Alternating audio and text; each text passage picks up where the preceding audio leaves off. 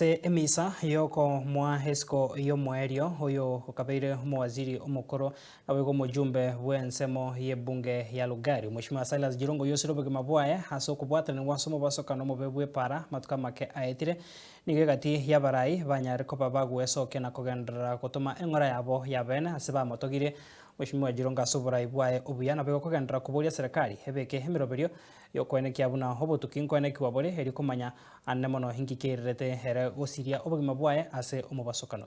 Hiyo itakuwa vyema kwa vyombo vya dola kufanya uchunguzi kamili kuhakikisha kwamba ripoti ambayo itatolewa itaenda sambamba na yale yote ambayo tumesikia, na pia italeta ile wanaita kwa kimombo closure to the issue of Silas Jirongo.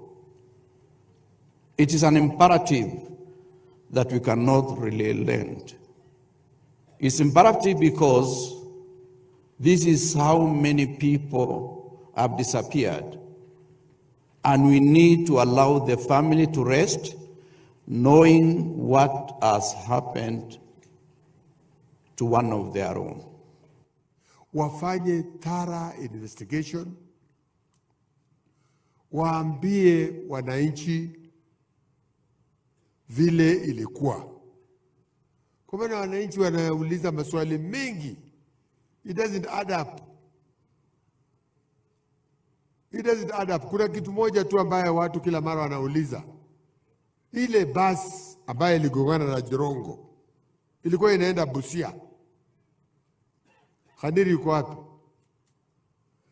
Na iligongana na watu walikuwa kule, basi ikiwa inaenda Busia, 90% ya wale watu lazima walikuwa Waluhya. Hao ni mgani?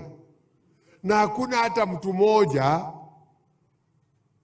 ametoka akasema alikuwa katika basi ambayo iligongana na gari nyingine na Naivasha. Mimi sijasikia. Mmesikia? Ya pili, hiyo ndio inasumbua watu roho, wanasema na hii basi inagonga tu na hakuna, alafu tena basi kigongana. Mimi ni muda mrefu sana sijaingia basi, lakini nakupitaka kwa mabasi kama imepata accident.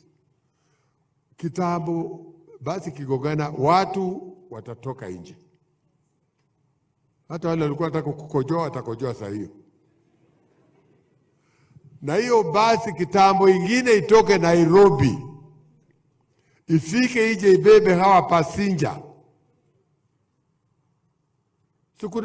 Sikuna watu katika hiyo basi watakuwa wameona hii accident, na wanasema watu walienda na mguu wapi? Kwa hivyo hii maswali ndio inatusumbua sisi, hatujui what happened. What we just want is the investigations itoke. Na wewe ni deputy DG, wewe sema tu watu wa Jirongo wanataka tu kujua. Ukiona watu wanaenda mpaka wanasema watatoa tochi, ati sasa wanafikiri polisi wameshindwa na kazi, sasa tutumie tochi. Hii tochi itaweza kama polisi hawawezi? I am particularly affected because of the closeness I had with my brother. CJ was not just my brother, he was my best friend.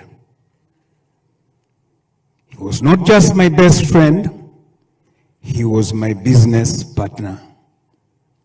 He was not just my business partner, but he was also my party leader. I spent so much time with him. I know how much love he had for his family, his entire family, his children, and I know the plans that he had